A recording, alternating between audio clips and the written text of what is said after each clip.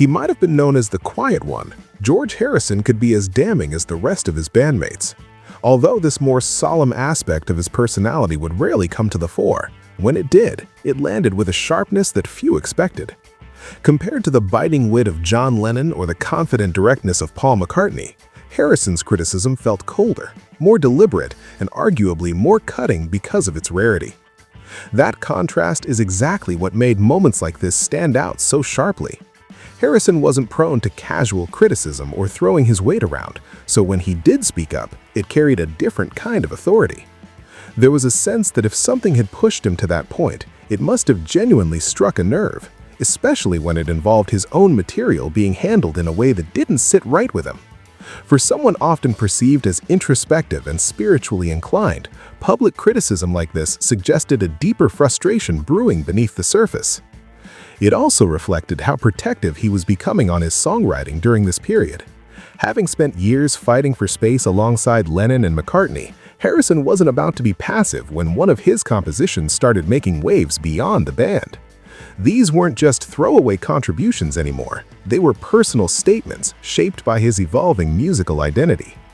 As he absorbed influences from folk rock, Indian music, and artists like the Byrds, Harrison's compositions gained a distinct texture. Hearing them reshaped into something that felt impersonal or overly polished clearly didn't align with how he believed the song should live and breathe. Harrison delivered one of the most famous and intense critiques regarding a cover of his Beatles work.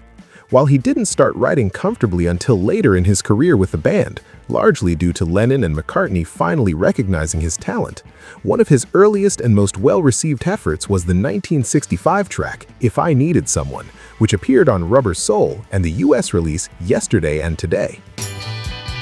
If I needed someone. Considered one of Harrison's standout early songs, the track is a jangly, melodic love song written for Pattie Boyd, whom he would marry only months after its release. Its chiming guitar sound, inspired by the Byrds, helped define a key part of the Beatles' mid-60s sonic evolution. However, before the Beatles officially released the track on Rubber Soul in December 1965, one of their most successful contemporaries from the British invasion, the Hollies, were given a demo of it by their producer. The band quickly recorded their own version and, in a curious twist, released it on the exact same day as Rubber Soul. At the time, this kind of overlap wasn't entirely unusual in the fast-moving 1960s pop industry, where songs were often covered and rushed to market by multiple artists. The single made a respectable impact, reaching number 20 on the UK charts. Commercially, it proved that the song had broad appeal beyond the Beatles' own version.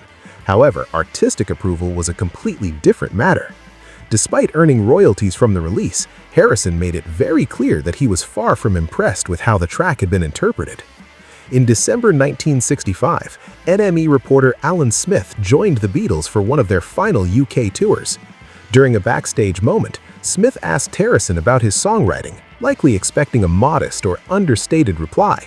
Instead, he was met with a surprisingly blunt reaction that revealed just how strongly Harrison felt about the situation.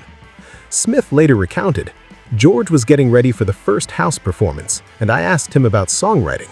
I see you've written one for the Hollies." George turned sharply away from the mirror. "Tell people that I didn't write it for the Hollies," he said bluntly. The response alone hinted at irritation, but what followed removed any ambiguity. Harrison continued with a critique that would quickly become infamous. He dismissed the track outright, saying it was rubbish and insisting that the band had completely misunderstood its essence. In his view, the problem wasn't their musical ability. He acknowledged they were technically proficient, but rather their approach in the studio. To Harrison, their version lacked personality and emotional connection. He elaborated that the Hollies sounded like session musicians who had simply assembled to record a track without any real chemistry or shared vision.